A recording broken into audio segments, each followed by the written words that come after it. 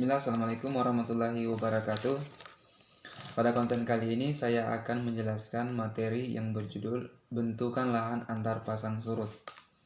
Jadi antar pasang surut yang pertama itu ada rataan pasang surut, kemudian yang kedua ada mangrove, yang ketiga ada gisik, yang keempat ada delta, dan yang kelima ada ars.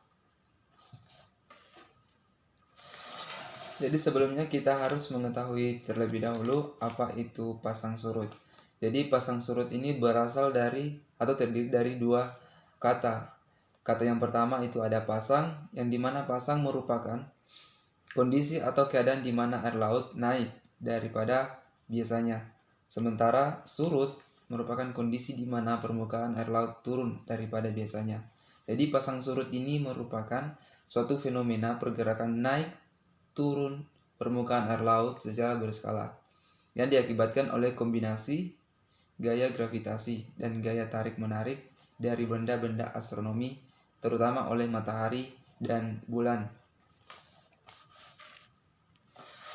Dan berikut bentukan lahan antar pasang surut yang pertama itu ada rataan pasang surut. Rataan pasang surut adalah bentuk deposisional yang luas, terdiri dari material lumpur terbentuk oleh tenaga pasang surut air laut. Rataan pasang surut banyak dijumpai pada laguna atau wilayah estuaria pasang surut. Kemudian bentukan lahan pasang surut yang kedua yaitu mangrove. Hutan mangrove didefinisikan sebagai hutan yang tumbuh di atas rawa-rawa yang berair payau. Umumnya hutan mangrove terletak di garis pantai dan dipengaruhi oleh pasang surut air laut, tepatnya di daerah pantai dan sekitar muara sungai. Kemudian mangrove ini sangat bermanfaat untuk sebagai pembentukan pulau. Kemudian yang kedua itu mencegah erosi dan abrasi pantai. Kemudian manfaat yang ketiga sebagai penyaring alami. Kemudian adapun yang manfaat yang keempat itu sebagai tempat yang hidup satwa. Kemudian bentuk lahan yang ketiga itu ada gisik. Gisik merupakan suatu bentuk pengendapan yang terjadi di pantai. Gisik terletak tinggi di atas pantai belakang atau pada posisi lainnya pada pantai depan. Kadang gisik ini terlihat seperti jembatan. Jadi kita bisa lihat di slide, memang dia seperti jembatan yang bertingkat-tingkat turun ke arah laut. Material pada gisik ini terdiri dari kerikil yang bulat, kemudian ada kerikil yang kasar dan juga pasir. Yang keempat itu ada ars. Jadi ars ini memiliki arti kata lengkungan.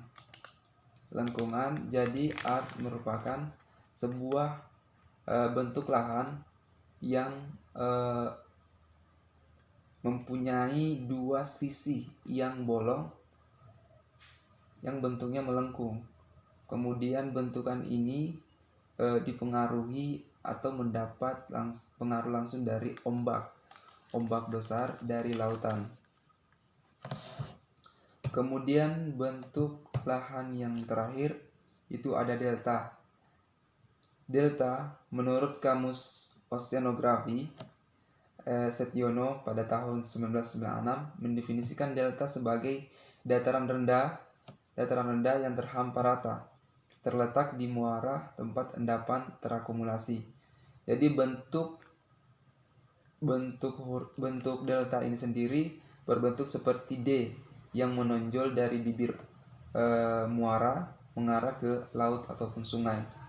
Jadi delta ini kita bisa menjumpainya di lautan dan juga di danau ya, tergantung danau atau lautan itu memiliki muara atau tidak. Jadi itulah kelima bentukan lahan antar pasut yang bisa saya jelaskan. Lebih dan kurangnya mohon dimaafkan. Saya akhiri, assalamualaikum warahmatullahi wabarakatuh.